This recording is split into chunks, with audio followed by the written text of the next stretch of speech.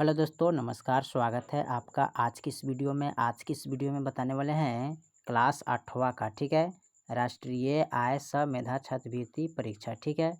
यहाँ पर लिख देते हैं वर्ग 8वां, ठीक है।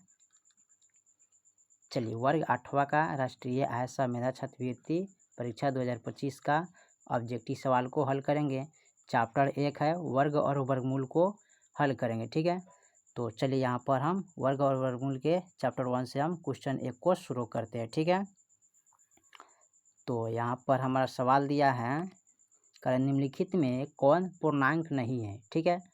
तो पूर्णांक का मतलब हो गया कि यह माइनस में आएगा अतः प्लस में आएगा, ठीक है, कि यह प्लस अतः माइनस में आता है, ठीक है। यही दोनों में आता है पूर्णांक, ठीक है।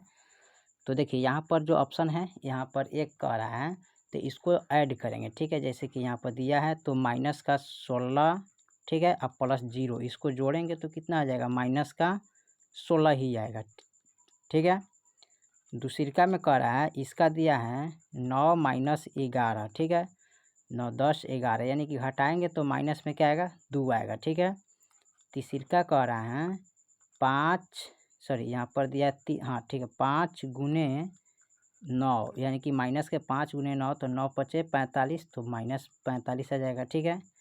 चौथा जो ऑप्शन दिया है ना यहाँ पर ये कह रहा है 37 भागे 0, ठीक है।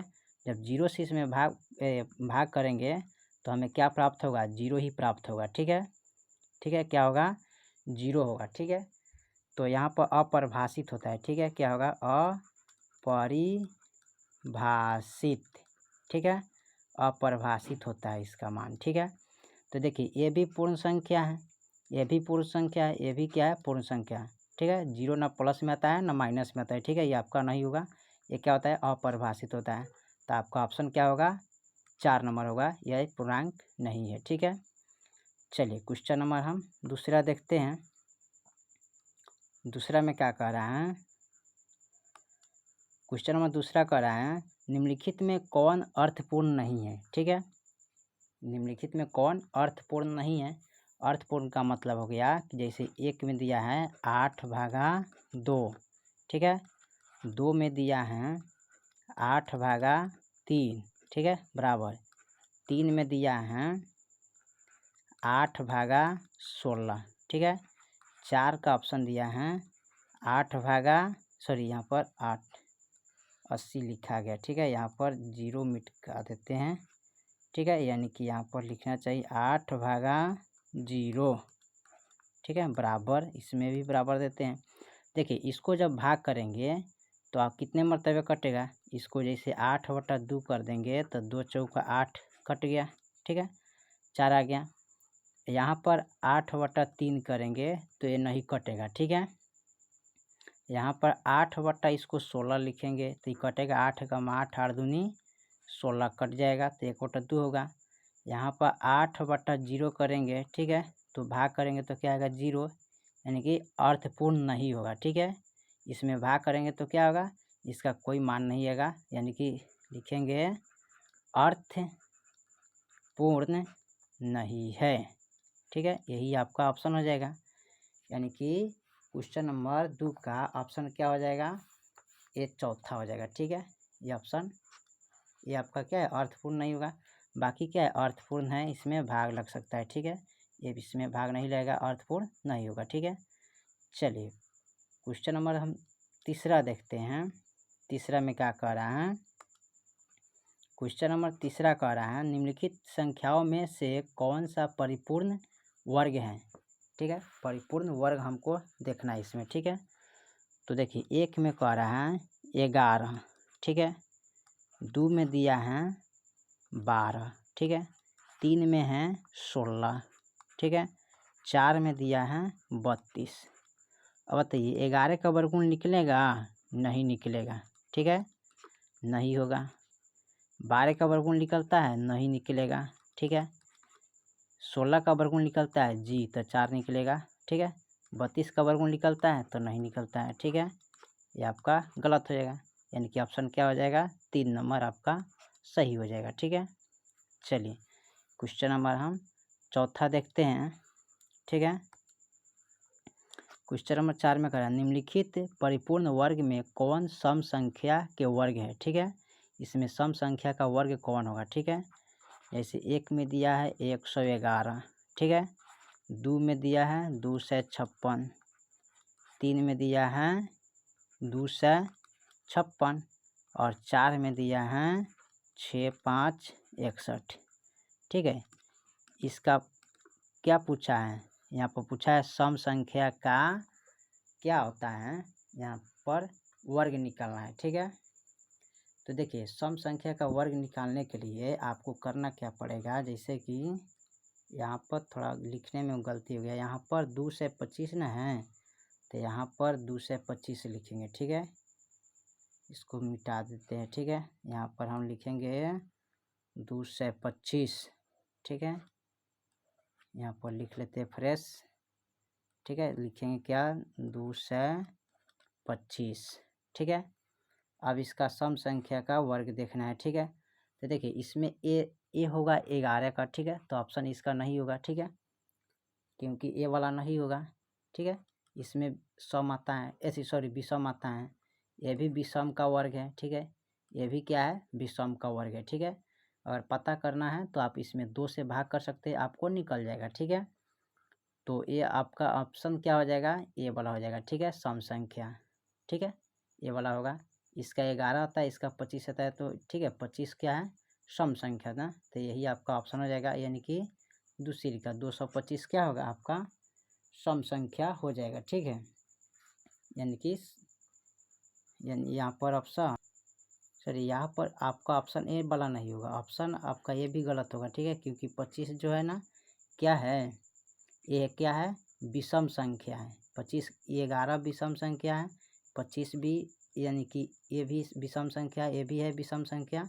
ठीक है, ए वाला ऑप्शन होगा आपका। ठीक है, 256 वाला होगा। ठीक है, ऑप्शन क्या हो जाएगा आपका 256 वाला होगा।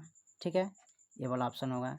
कैसे, अब 256 में हम भाग करेंगे 2 से, अब 2 से भाग करेंगे तो 2 एक कम 2, ठीक है, 2 दूनी 4, ठीक है, और 2 अट्ठे 16। ठीक है, ये क्या है 2 से 48 क्या है, सम संख्या है। ठीक है, 2 से इसमें भाग लगेगा, 2 एक कम 2, 2 चौका 8, 2 अट्ठे 16। ठीक है, ये भी कट जाएगा 2 से, तो 2 सत्ते 14 और 2 चौके 8। ठीक है, ये भी कट जाएगा 2 से, 2 तिया 6 और 6 1 और 2 सत्ते 14। ठीक है, ये भी कट जाएगा 2 से। ठीक है, इस तरह कटते चला जाएगा, तो ये आपका क्या है, सम संख्या हो जाएगा। 256 आपका ऑप्शन होगा तीसरी का। ठीक है, ये वाला ऑप्शन नहीं होगा। ठीक है, चलिए अगला हम देखते हैं 5 नंबर। ठीक है, 5 में करा है निम्नलिखित में से कौन सा परिपूर्ण वर्ग है। ठीक है, इसका परिपूर्ण वर्ग कौन होगा। ठीक है, तो परिपूर्ण वर्ग आपका देख लीजिए, जिसका सम संख्या जैसे कि 1 है, इसमें 0 2 गो है। ठीक है, 2 में है, इस पर 0 कितना है 3, 3 में है 33 0 5 5 0। ठीक है, चलिए 4 में दिया है 1 2 3 4 5 6, इसमें 0 कितना है 2 4 5 है, तो 1 2 3 4 5। देखिए जिसमें 0 सम संख्या होगा वही आपका क्या होता है, परिपूर्ण वर्ग होगा। ठीक है, आपका ये नहीं है, इसमें 3 0 है, इसमें ये भी वाला नहीं होगा। ठीक है, और ये वाला नहीं होगा, कौन होगा ऑप्शन ये होगा। ठीक है, ये वाला होगा परिपूर्ण वर्ग होगा। ठीक है, चलिए अगला सवाल देखते हैं 6ठा नंबर। 6ठा में निम्नलिखित में कौन से त्रिक पाइथागोरीय है। ठीक है, इसमें पाइथागोरीय त्रिक कौन होगा। ठीक है, उसको देखना है। तो इस पाइथागोरस प्रमेय निकालने का फॉर्मूला जो होता है ना, उसका फॉर्मूला होता है कर्ण स्क्वायर बराबर, ठीक है, लंब स्क्वायर प्लस क्या होता है, आधार स्क्वायर। ठीक है, तो इसमें एक क्या होता है, त्रिभुज होता है। ठीक है, समकोण त्रिभुज। ठीक है, ये हो गया समकोण त्रिभुज। ठीक है, जो सबसे जो बड़ा मान होता है वो क्या होता है, कर्ण होता है। तो जैसे मान लेते हैं इसको हल करेंगे तो इसका मान सबसे बड़ा क्या है 3, तो इसको रखते हैं, इसमें दोनों में कोई रख सकते हैं, कोई दिक्कत नहीं है। ठीक है, तो देखिए कर्ण का मान है 3, तो इसको कहते हैं कर्ण। ठीक है, इसको बोलते हैं लंब। ठीक है, इसको बोलते हैं आधार। ठीक है, क्या बोलते हैं, आधार, ठीक है। तो लम स्क्वायर बराबर यानी कि ये कर्ण स्क्वायर बराबर लम का मान क्या है 1 स्क्वायर प्लस आधार का मान क्या है यहाँ पर लम का मान है 2, ठीक है। आप इस लम आधार अपने से रख सकते हैं, कोई दिक्कत नहीं, ठीक है। यहाँ पर इसको अच्छी तरीक़े से लिख लेते हैं, ठीक है। यहाँ पर रखेंगे लम का मान है क्या 1 स्क्वायर प्लस आधार का मान क्या है 2 स्क्वायर। 3 को 2 बार गुना करें 3 3 9 होगा, 1 1 कम 1 प्लस 2 दूनी 4। अब जोड़ेंगे तो यानी इसके बराबर लाना है, ठीक है। तो 4 1 कहते हैं 5, तो ये बराबर है नहीं होगा, ठीक है। ये आपका ऑप्शन नहीं होगा, ठीक है। चलिए इसका अब दूसरिका ऑप्शन देखते हैं। दूसरिका में क्या कह रहा है, दूसरिका का देखिएगा तो यहाँ पर क्या है सबसे बड़ा कर्ण मान लीजिए 5 है इसके आधार पर, ठीक है। तो 5 का लिखेंगे 5 स्क्वायर, उसके बाद लम आधार किसी को भी मान सकते हैं 3 का स्क्वायर प्लस 4 का स्क्वायर, ठीक है। 5 25 और 3 3 9, 4 चौका 16 हो जाएगा, इसका वर्ग करेंगे, ठीक है। 25 बराबर 9 6 15, ठीक है। 1 25 क्या है ये दोनों आ गया बराबर बराबर, तो यही आपका होगा क्या पाइथागोरस प्रमेय तरीके यही वाला होगा, बाकी ये आपका नहीं होगा, ये गलत हो जाएगा, ठीक है। इस तरह बराबर बराबर आ गया तो आपका सही है, वरना गलत हो जाएगा, ठीक है। तो बाकी आपका 3 और 4 ऑप्शन नहीं होगा, न 1 होगा, आपका ऑप्शन क्या होगा दूसरिका होगा, ठीक है। चलिए क्वेश्चन नंबर अगला देखते हैं।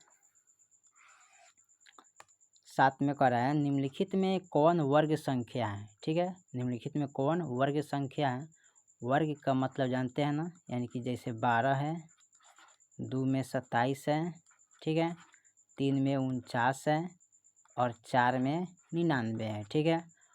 देखिए तो इसका वर्ग निकालना है, ठीक है। तो इसका वर्ग नहीं होगा, ठीक है, इसका भी वर्ग नहीं होगा। 7 का होता है क्योंकि 7 को 2 बार गुना करेंगे तो क्या आएगा 49 आएगा, 49 का वर्ग कितना होता है 7। 99 का भी नहीं होगा, ठीक है। तो आपका ऑप्शन क्या हो जाएगा 3 नंबर, यानी कि ए वाला सही होगा, ठीक है। चलिए अगला देखते हैं। इसमें कह रहा है 0.09 का वर्गमूल क्या होगा, ठीक है। इसका वर्गमूल निकालना है, ठीक है। तो वर्गमूल कैसे निकाला जाता है पहले देखिए 0.09, ठीक है। इसका वर्गमूल निकालिएगा इस तरह करके, पहले जोड़ा लगाते हैं, ठीक है। दशमलव है तो इधर एक जोड़ा, देखिए तो यहाँ पर 0 से लगाएंगे तो यहाँ भी 0 बैठाएंगे, ठीक है, और यहाँ भी 0 रखेंगे। अब देखिए यहाँ 0 में से 0 हटाइएगा तो क्या मान आएगा 0 ही आएगा, ठीक है। यहाँ दशमलव है तो दशमलव यहाँ पर चला जाता है, दशमलव के बाद जोड़ा अंक उतरता है, ठीक है। तो यहाँ पर जोड़ा अंक उतारेंगे 0 9। अब देखिए यहाँ पर गुना करेंगे कितना से कि इतना आ जाए और इतना भी रखना होगा, तो यहाँ पर जितना रखेंगे यहाँ पर इसको ऐड कर लेते हैं ना, इसको जोड़ते हैं पहले या इसको, ठीक है। तो 0 को जोड़ेंगे तो 0 हो जाएगा। यहाँ पर कितना रखेंगे कि इतना हमारा मान आ जाएगा और यहाँ भी उतना ही रखना होगा, ठीक है। तो यहाँ पर इतना मान लाने के लिए हमें क्या करना पड़ेगा, यहाँ पर 3 रखना पड़ेगा। 3 रखेंगे तो 3 से भी गुना करना पड़ेगा, ठीक है, और यहाँ भी मर्तबे हमें 3 रखना पड़ेगा। तो 3 3 9 और 3 से 0 में गुना करेंगे तो 0 आएगा, ठीक है। ये क्या हो जाएगा कैंसिल हो जाएगा, तो 0.3 आएगा, ठीक है। यानी कि 0.09 का वर्गमूल कितना आएगा 0.3 हो जाएगा, ठीक है। यानी कि इसमें कौन होगा 0.3, ऑप्शन ए होगा, ठीक है। आप चाहे तो इसको गुना करके चेक कर सकते हैं 0.3 और 0.3 कैसे गुना करेंगे 3 3 9, ठीक है। फिर 3 से 0 में गुना करेंगे तो 0 आएगा, फिर 0 से 3 में गुना करेंगे तो 0 आएगा और 0 होगा, ठीक है। और 2 अंक के बाद दशमलव है, ठीक है। तो यहाँ पर ध्यान रखना है, ठीक है, 2 अंक के बाद दशमलव देना है। तो यहाँ 1 2, यहाँ पर 1 के बाद दशमलव है, यहाँ पे 1 तो 1 कितना होता है 2, तो 2 अंक के बाद दशमलव रख दिए, यानी कि 0.09 आ गया, ठीक है। तो आपका क्या होगा वर्गमूल यही होगा, ठीक है। चलिए अगला देखते हैं। अगला सवाल जो है हमारा उसको देखते हैं। चलिए 10 में कह रहा है इनमें कौन परिपूर्ण संख्या नहीं है, ठीक है। परिपूर्ण संख्या मतलब आपको बताते हैं। चलिए यहाँ पर √1 है, 2 में दिया है √3 है, उसके बाद 3 में दिया है √4 है, 5 में कह रहा है 1 2 3 4, यहाँ पर यहाँ दिया √9, ठीक है। परिपूर्ण वर्ग का मतलब हो गया कि परमेय संख्या नहीं होगा, ठीक है। इनमें कौन परमेय संख्या नहीं है, ठीक है। देखिए तो परमेय संख्या किसको कहते हैं, जो रूट से बाहर रहता है उसको हम परमेय संख्या बोलते हैं। तो वो रूट अंडर 1 का वर्गमूल कितना होता है 1, रूट अंडर 3 का वर्गमूल नहीं निकलेगा तो ये आपका रूट अंडर 3 रह जाएगा।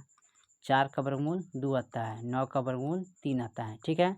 तो ये आपका सब क्या, ये परमेय संख्या, ये भी परमेय संख्या, ये भी परमेय संख्या, लेकिन यहाँ पूछा नहीं है कौन, यानी कि ऑप्शन 3 हो जाएगा, ये वाला आपका परमेय संख्या नहीं होगा, ठीक है। लिख देंगे नहीं है, ठीक है, यही आपका ऑप्शन हो जाएगा। चलिए तो क्वेश्चन नंबर हमने 1 से लेकर 10 तक कंप्लीट कर दिया। फिर मिलते हैं अगले वीडियो में, तब तक के लिए जय हिंद जय भारत।